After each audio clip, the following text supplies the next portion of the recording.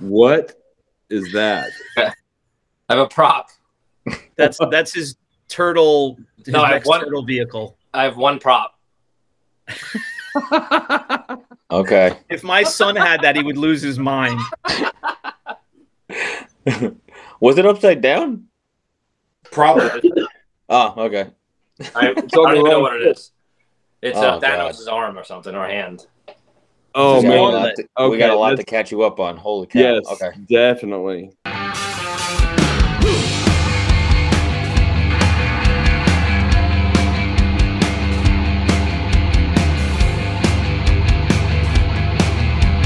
Hey everyone, welcome to another episode of Five Idiots Talking Toys. We are a podcast that has discussed a lot of Star Wars over the journey since we started the show, but we're going to switch it up tonight. We have some ideas to start bringing some other toy lines into the show, so thank you for joining us. Please subscribe to the channel, hit that bell icon so you can be notified of our new content throughout the week. It's not only our full episodes that you're watching right now that we do every Sunday, and those premiere at 9 p.m. Eastern time. We also have a lot of other videos going over accessories, going over different toy lines, different aspects of the hobby, different figures, matching those with accessories, what to look for. So it's really educational for newer collectors, but also gives you some background on some areas of the hobby that you may not be familiar with, even if you're a seasoned collector. So also, please like the video and give us some comments. Let us know what you think of the episode. And we're happy to jump in now. Everyone's here. The Five Idiots are here, and we have a special guest to join us. Charles, you're here. You're going to introduce our guest. What's up, my man? Hey, how you doing, Brandon?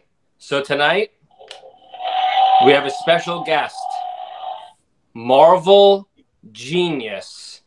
This guy has the sweetest beard you will ever see.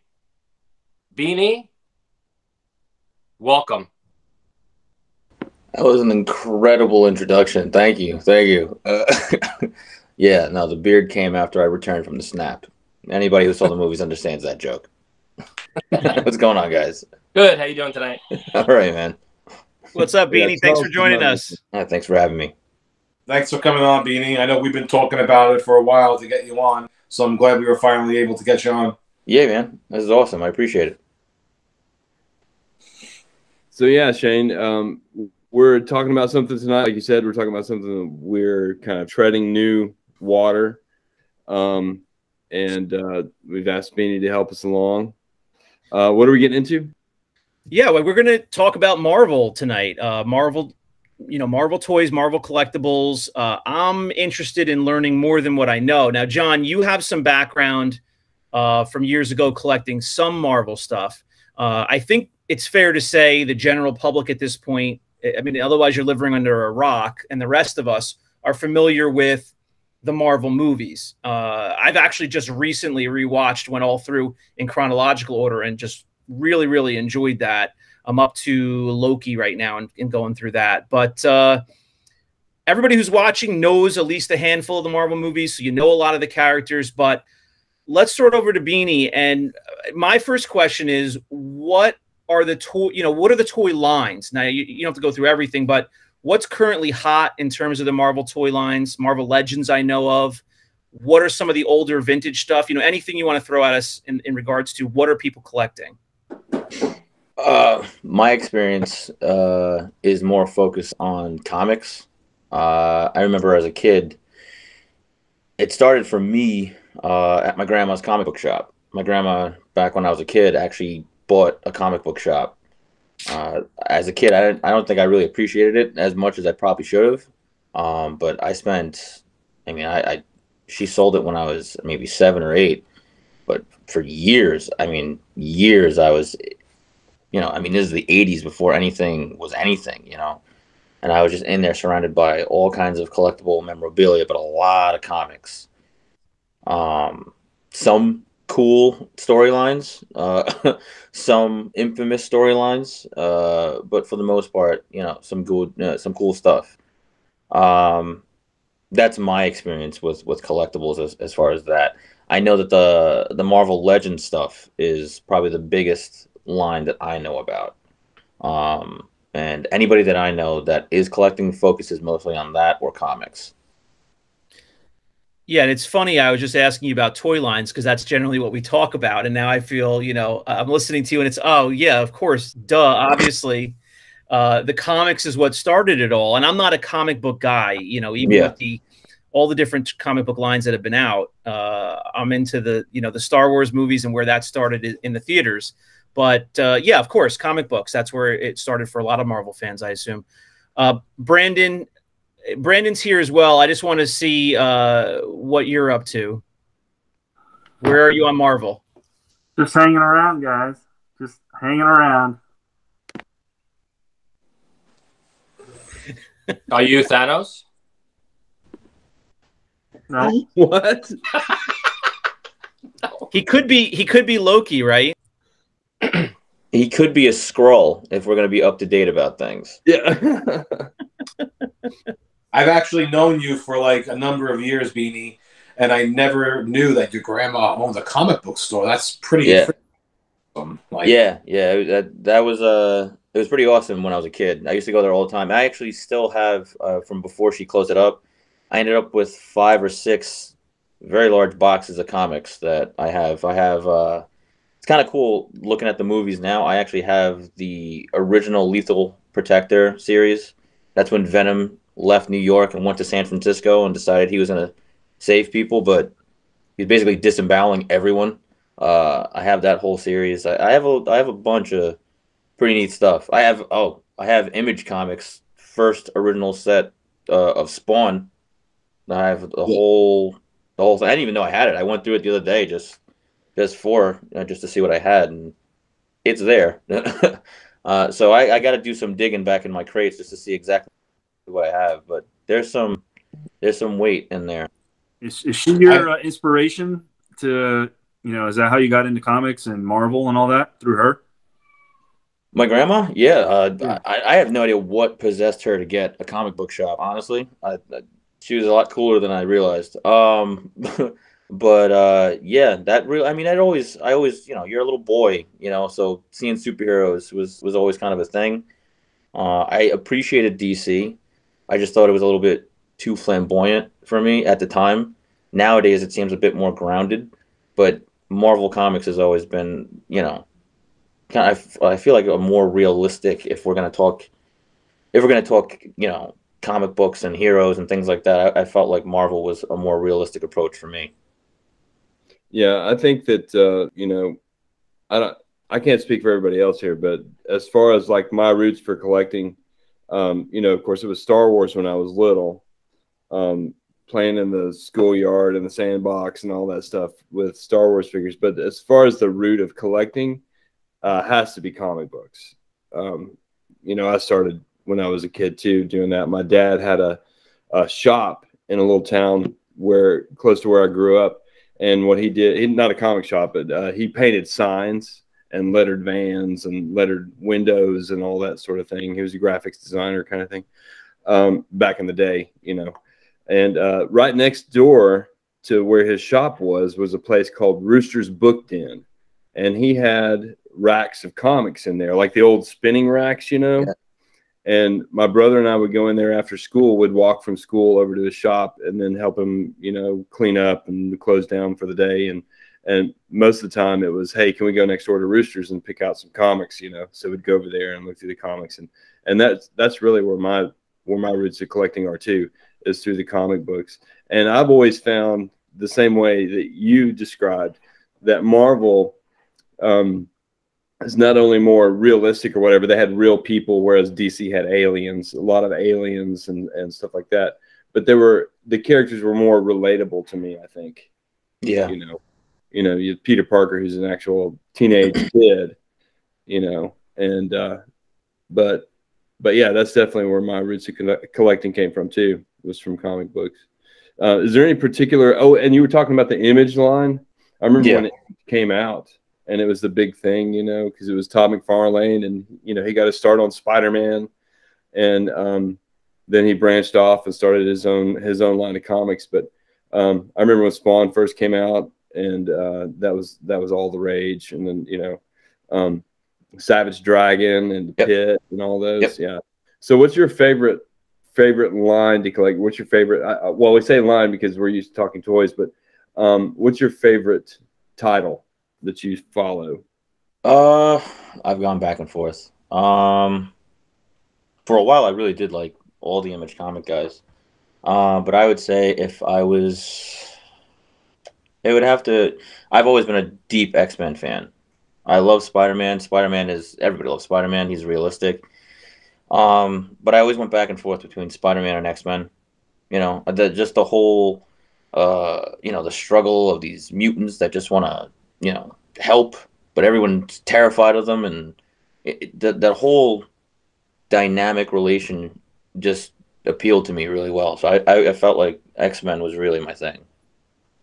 Isn't there like a new X-Men show coming out soon? Or something? Oh my God, yes. Yes, I'm very excited for that. So basically, if you were a kid in the 90s and you grew up watching, you know, cartoons on Saturday mornings, or even, you know, just woke up watching cartoons on Saturday morning, you watched the X-Men cartoon on Fox. And, you know, that theme song that was just burned into your brain forever. That show, it had 4 seasons, maybe? I might be wrong. But the way that it ended was really open-ended because there were a lot of weird things going on behind the scenes. So supposedly now, since Disney has the acquisition with all that, they're actually continuing the story from where it left off. So now it's going to be X-Men 97. And they brought back a good 90% of the voice actors. They're bringing back a lot of the animation style from the 90s. It's going to be everything that I've seen so far. It looks fantastic. It looks phenomenal. Yeah, see, like stuff like that, I like love to hear when they bring back like the old, you know, voice people and just the old images. When they try and make something like so new looking, but it's a continuation of an old show, it just doesn't flow right to me. Kind of with the newer Star Wars movies, which is why a lot of people didn't like them, especially that garbage show Book of Boba. Mandalorian 2.5. Yeah. I'm gonna lay this out for you, Beanie. Uh-oh. This is not Chris. Someone who's in his late 30s, he has 2 kids, he's not working. He decides, you know what? I'm not going to stare at Star Wars figures every night under a microscope and look at all these things all through the night. Where do you start? Like, where do you start with Marvel? Was Marvel? See, I feel like that was another reason why I liked Marvel, was because you could start at almost any point. It really didn't matter. It wasn't so episodic where if you missed the first 2 anything or you jumped in on the 4th anything that you were completely lost. You would by the 3rd page of anything you would catch up. You're like, okay, all right, I get it. This guy pissed this guy off. That's why he's there. Okay. So you could really start at almost any jumping point.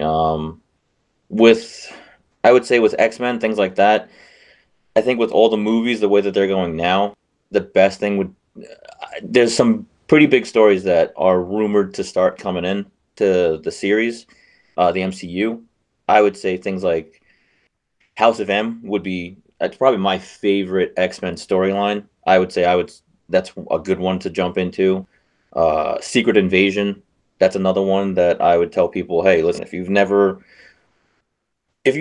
read anything Marvel and you're into espionage and you're into spies and thrillers and things like that make like serious movies, you know, it sounds like almost like a spy thriller. Something like Secret Invasion would throw you off. You know, you don't know who to trust or what's going on until the very end. And then you're like, oh, okay. You know, there's some pretty serious stories out there.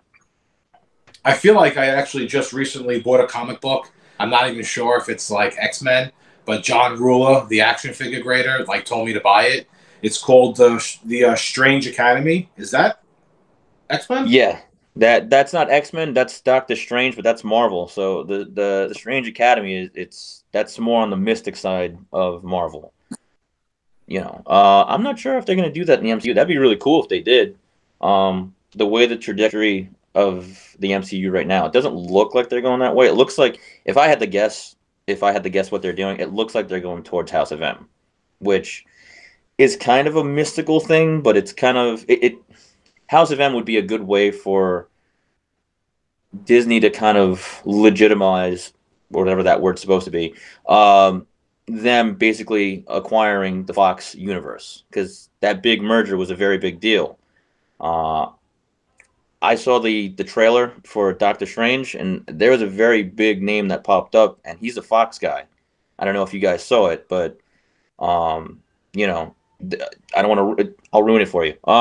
Charles Xavier. Oh yeah. Yeah, he showed up in that trailer, and I watched it yesterday. That's huge. Made me watch it. Yeah, that's huge. You know what I mean? That's a huge deal, because that's basically saying that, okay, now you had Robert Downey Jr. as Iron Man. Now there's a possibility you can get guys like Hugh Jackman, Wolverine showing up somewhere, or you know, Deadpool, Ryan Reynolds. You know, that's all canon now. So it feels, if I had to guess, like House of M would be something that they're leaning towards. I would say if you're going to jump into something, start with House of M. Now, let me ask you this: if you're not a comic book guy or girl and you want to jump in, like you're saying, you know, I think of comic books of the past, you know, where values increased and they cost, you know, more and more as the years go on, is what I think in my head. If we wanted to jump into a series like that, is it easy to acquire? How do you go about getting those comics, you know, etc.? Yeah, no, there's still some brick and mortar shops that are out there. A lot of the guys are real friendly. I mean, the couple that I've gone to, I mean, you ask the guy, if they don't have it, they'll order it right for you. That's not even an issue. Also, I know a lot of people, they have mixed feelings with the digital way to read things, but you know, Marvel Unlimited and things like that, as simple as downloading an app and reading it off your phone, it's not too bad. You know, I've done it once or twice. It's not terrible. So if you're not so much the collector in terms of the comics, but you really want to kind of get involved, you want to, you know, read the story, you want to, you know, meet the characters and etc., the digital route is a way to get yourself, you know, immersed into that. Yeah, I would say that's probably, if you're not ready to jump into a brick and mortar store, because I know that might be a little daunting if you're a little like, okay, well, I don't know what I'm looking for. That's a good way to kind of dip your toe in. You know, the Marvel apps are there, and you know, I mean, it's like a Kindle. You know what I mean? It's a simple swipe on the phone. It's nice. Yeah. And I hate to bring it back to the, you know, keep bringing it back to the movies, because, you know, we're talking about comics and we're, you know, eventually going to fall into toy lines. But the movies being what I know and what a lot of people who are watching, if you're not a Marvel comic guy, you'll know the movies. When you described how you can jump in at any point, you made me think of the movies, because you can, you know, you can take somebody who's not really into it, take them to the theater when any one of these movies come out, and they'll be able to enjoy the movie because they're you know, self-contained enough that you'll get to know who the characters in the movie are enough to follow and enjoy the storyline. But I'll also tell you, when I went back and I love that, you know, scroll down a couple rows and Disney Plus has that chronological order and makes it just brainless. Yeah. I got so much more out of watching it in the last, like from the fall into Christmas time. I got so much more out of watching them in order and noticing so much more that I didn't notice before, and how the characters intertwine. And it was so much more enjoyable, like already knowing the story, but getting to really analyze it and watch it really closely. Yeah. With things like that, I've always looked at, you know, reading comics when you're, you know, able to start from something and kind of keep it going. It's almost like you're speaking like a secret language, you know, it's like you notice these little tidbits, and it just makes it more of like a community kind of thing. It's awesome. Yeah, I would encourage anybody who, if you've already seen the movies, great, but go back and watch them in chronological order on Disney Plus. You're really going to enjoy it, and you can just watch, you know, half an hour at a time. You don't need, you know, just jump in whenever you want. It was really fun to see that. It's actually numbered on the app, like for you to do that. Yeah, there's a row. So when you go to the Marvel section, you know, they'll have phase 4, phase 3, phase 2, and then they'll have some like different episodic stuff of shorts and things. But if you go down far enough to like the 5th or 6th row, it's chronological order, and you start with, you know, with Captain America in World War II. Yeah, it's awesome. And you go all the way through to now Black Widow and you know, the last like 3 movies that just came out. I still have a couple to watch. I'm at Loki right now, but really fun. Hey, John, someone didn't do their homework. It's right on the Plus chronological order. Start from the beginning to the end. See, I was all boned up from the fall into now, and Chris is way behind. Well, in my defense, I haven't even watched 3/4 of the movies. I've probably seen about 4 Marvel movies total. I haven't watched any of them. I'm gonna blow your mind right now. I went to a bar.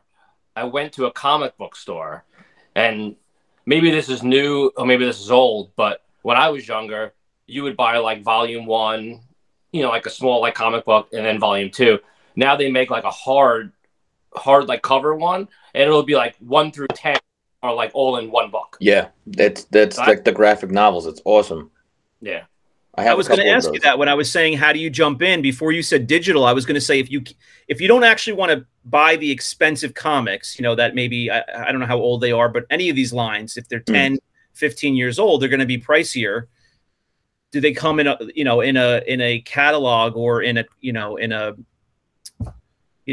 like an encyclopedia of, you know, or all the storylines stitched together? Yeah, you can get like the graphic novels where they kind of bundle them up. I have right now. I mean, it was old when I got it, but Wolverine's another one of my favorite characters just because his story is so rich.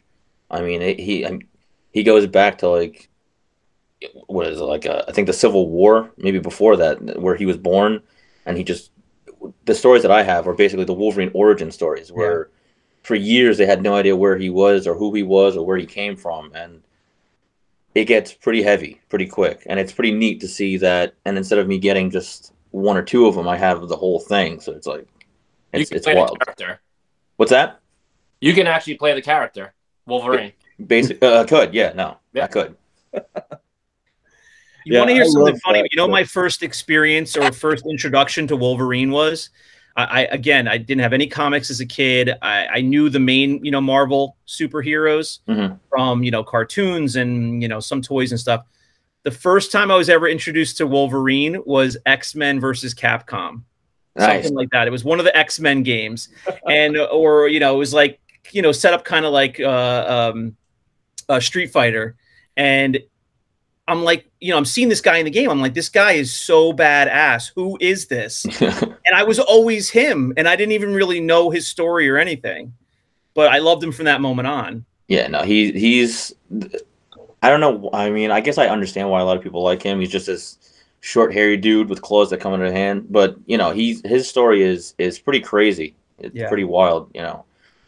He started, like I said, back in like the Civil War type days. He was born to a rich family. He was very affluent, but he was a very sickly kind of kid. You know, he's one of those kids that, you know, you see in like a Charles Dickens, you know, story, and he just like got the stick under his arm. He was basically that. And one day I think something happened where he had an estranged father or an estranged brother. I haven't read them in a while. I'm not gonna lie. I think it was Sabretooth, wasn't it? Wasn't it his brother? Sabretooth was a part of it, but he has a half brother that his name was Dog. His biological mom and his dad had an affair.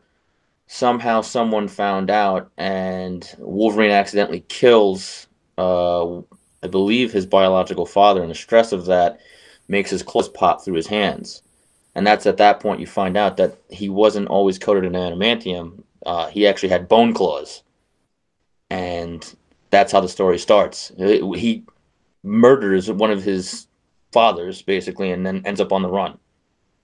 You know, that's always something that's always interested me too, and I don't know why it has, but like with all the Marvel characters, it seems like, especially the mutants, it seems like their powers manifest at puberty or some traumatic event, and that's shocking, and just like a traumatic event would be in our lives, or puberty was for some.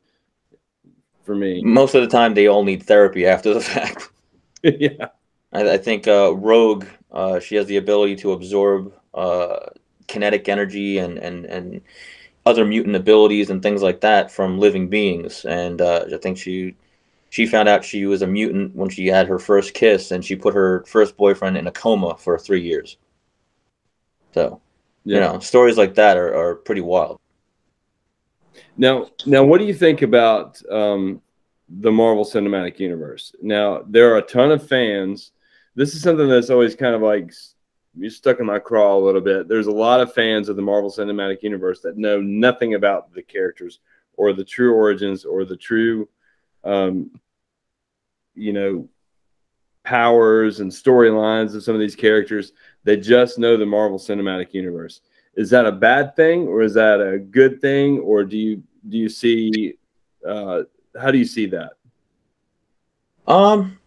It's kind of a mixed bag. I don't mind if I think what the Marvel Cinematic Universe is doing right now is kind of awesome. How they're just bringing these obscure characters and obscure stories, and they're bringing them to the forefront.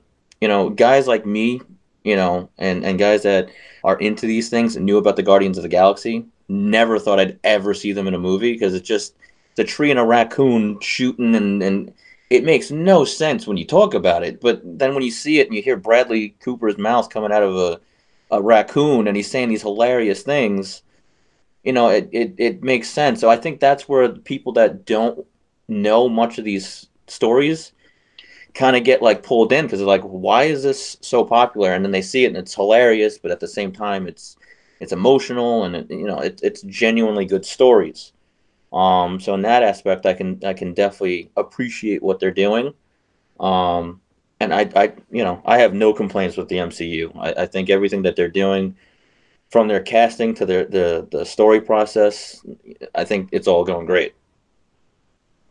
When it came to Marvel, I can tell you the only movies I've actually seen are Captain America, because it revolved around World War II, and I like history, stuff like that. And then I actually watched the Guardians of the Galaxy, because those were amazing. Yeah. But as far as any of the other movies, I did not watch any of them. We'll catch you up, Chris. I promise. Yeah. We'll catch you up. Yeah, that's always been kind of like a sticking point with me, is whenever somebody refers to Marvel, they refer to the movies, but the comics have been around since the late 50s and early 60s. Yeah, like you guys are saying, go and watch the movies in order. It's awesome. In between, pick up the story that they got it from, because you'll appreciate that movie tenfold. So something that I can compare that to. Yeah. I started working at my job that I just recently left in 2002, and night shift. And the guys at nights used to always tell me to read books, read comics, just do something to help keep yourself awake at night so you don't fall asleep. So I was going to the comic book shops, and I started buying this comic called The Walking Dead. And I'm buying this Walking Dead issue because I love zombies, and I'm buying this issue every month or however it came out. I forgot. I ended up getting the first 50 issues, and not knowing that 8 years later they're coming out with a TV show that ended up being so freaking popular. And now I look back, and just my comic books alone are worth thousands of dollars. The first issue of Walking Dead is worth $1,500. Yeah, and unfortunately, Charles came over to your house. He collected them up when you weren't there, and he bought a box of White Castle hamburgers in a suitcase, right? Is that correct? I think he bought those turtles that are behind him that are taking over the Star Wars display. Did the burgers let's take an interlude and talk about that. Charles, what do you have behind you there? I have nothing Marvel, but this is a Marvel show, so I can't really. Charles is spreading his wings, and that's going to be talked about on a new episode very soon. I got a question for the expert here. You talking about watching the movies and then maybe perhaps grabbing the comic book after and looking at where the story came from. So, is Spider-Man your favorite character? One of your favorites. Okay, so a beginner comic book reader, and I find this, the same thing with Star Wars right now, and Star Wars comics and the books and everything. I look at the Star Wars comics at the comic book store that's next to my house, and I see, I think they come out every Wednesday or whatever. If I go there on a Wednesday, I see maybe 8 different Star Wars comics on there, and I don't know what they are, what storyline. One says Poe on it, the other one says Darth Vader, the other one says Darth Vader's castle. And the biggest problem I have with all those things is that I don't know where those storylines fall in. I don't know where to begin. I was like, oh, maybe I should pick up this Darth Vader. I don't know anything. Like, where does it, I'm just so confused, and I wish there was like a checklist that would tell me where to start. So the same thing goes for Spider-Man, right? Mm-hmm. So you have Spider-Man that came out 1,000,000 years ago. And then you have, was the Amazing Spider-Man? Amazing Spider-Man, Spectacular Spider-Man. All these. So how do I pick up, and I guess I can't buy any of those older comics because they're worth a fortune. So I guess I would have to pick up a graphic novel and do my research to pick up those first episodes or the first comics that are in a graphic novel. But how do I know where like Spectacular Spider-Man or Amazing Spider-Man, like where does that all fit in, like in the storyline? Because I just don't, to me, it's super, I'm looking for the right word here, but I feel like overwhelmed, I guess. Overwhelmed is the word that I feel whenever I look at it. I'm like, oh my God, there's so many different Spider-Mans, just like there's so many different Star Wars comics. I don't know where to start. Yeah. And what each one is. So is there a resource out there that can help with that? And so that way, somebody who's starting to read is not confused by, same thing with X-Men. There's the X-Men, then the Uncanny X-Men, then this X-Men, that X-Men, X-Men 2099, all this kind of shit. And I'm just like, where do I start? He already gave you the answer. What's that?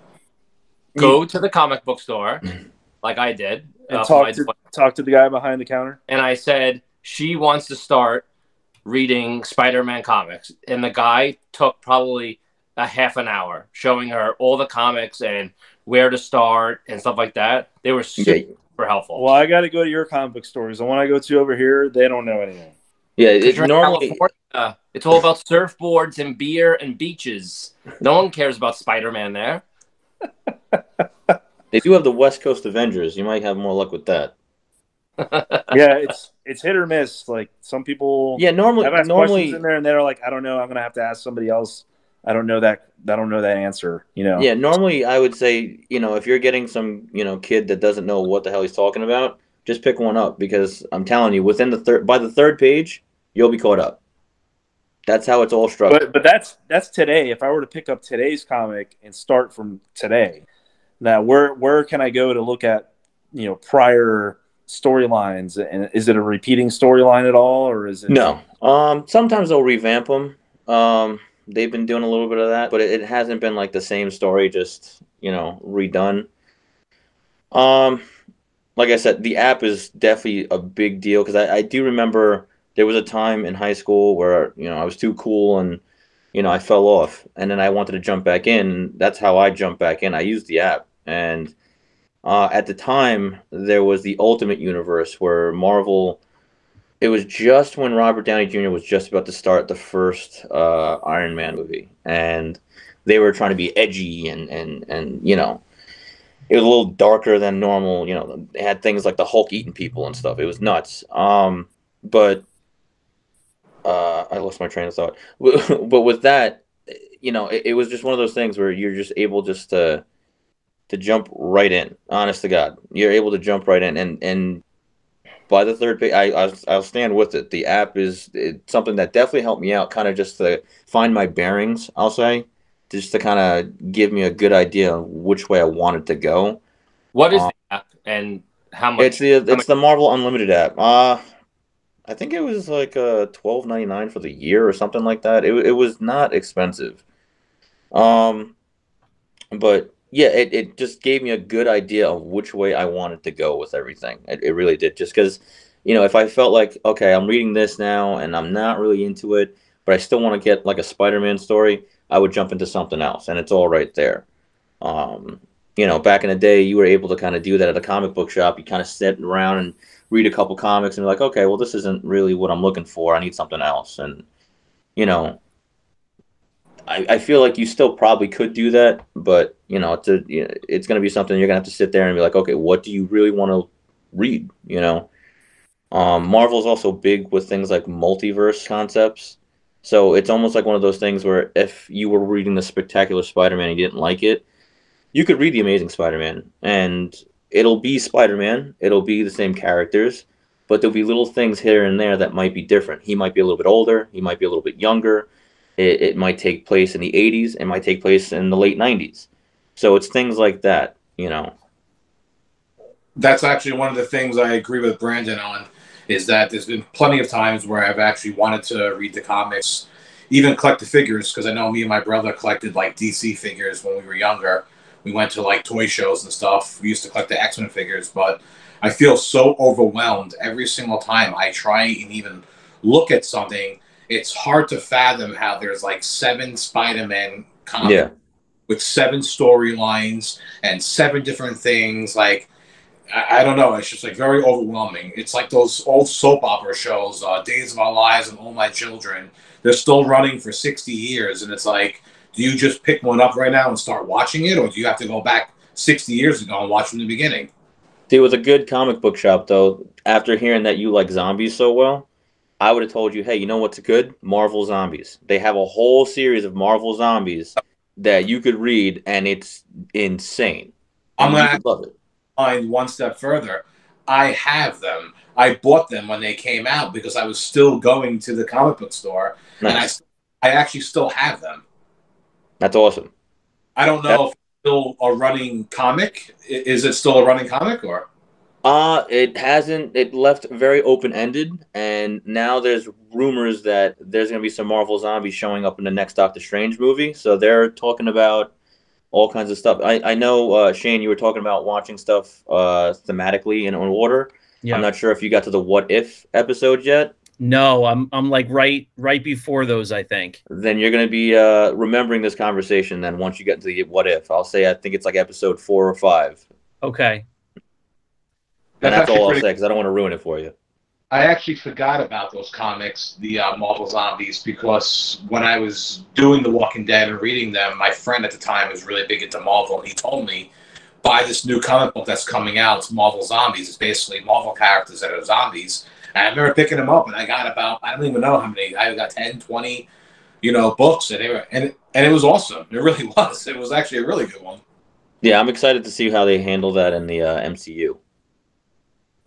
Yeah, and another crossover thing about the MCU, and Brandon was talking about all the different Spider-Man characters and all that stuff, is what I think that Marvel did brilliantly was instead of focusing on one Spider-Man character when they did Into the Spider-Verse, I think that was the perfect way to introduce everybody to all the different types of Spider-Man characters. Yeah, and that's kind of like, gets people to seek out the Miles Morales Spider-Man, and the Peter Parker Spider-Man, and all, the Gwen Stacy Spider-Man, and I like the Peter Porker.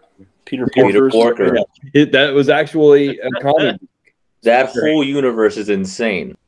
Yeah, but that was actually a comic book. Spider-Ham. Yeah, I have a couple of them. Yeah, it was. Yeah, my kids sat down to watch that like one Saturday, middle of the day, and I was free, and I was going to sit down and watch something with them. I didn't know, this was not even that long ago. This was like in the summer. I didn't know about it. I just thought it was a, cartoon, gearing Marvel towards kids. And then as we're starting it, I looked up the reviews real quick because I was kind of trying to decide how committed I was going to be to sitting there, in the middle of a Saturday. And the reviews were so ridiculous that I'm like, all right, I got to check this out. And it was one of the best Marvel movies I've ever seen. It was absolutely insane. I can't wait for the sequel. I'm biting at the bit for this sequel, and I know it's coming soon. I want a trailer already. I'm freaking out, but I can't wait. I hope they bring back the same voice actors too, because I like seeing Nick Cage do something that's not Ghost Rider. John Mulaney, I know he's going through some stuff, but he was great as Peter Porker, Spider-Ham. I thought it was so well done, and those, again, going back to the continuity and stuff, that movie supposedly is canon to the MCU now with the acquisition of everything and the deal that they made with Sony. Yeah. So there's a lot of talk in regards to what parts of that are going to come into the main MCU. So there's more stuff that it's the MCU. I felt like we all thought was done with Thanos and the Infinity War, and I feel like it's getting bigger every day. It's like a black hole. It's just gonna keep going.